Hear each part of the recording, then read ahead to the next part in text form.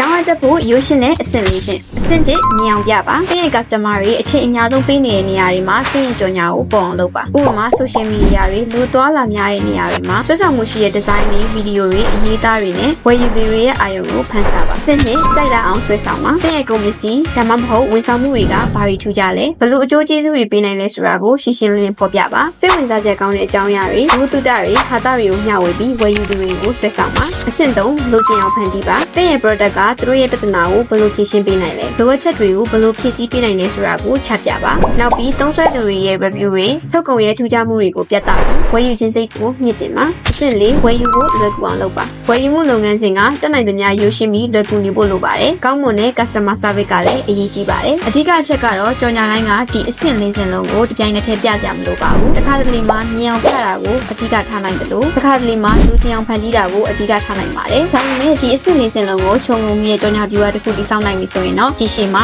ရောင်းရတက်လာဖို့အသေးကြပါပဲဒီလိုမျိုးထိရောက်မှုရှိတဲ့ကြော်ညာတွေဖန်တီးခြင်းနဲ့ဆိုရင်တော့ DDS မှာဖတ်မဲ့လာရောက်ဆွေးနွေးနိုင်ပါတယ်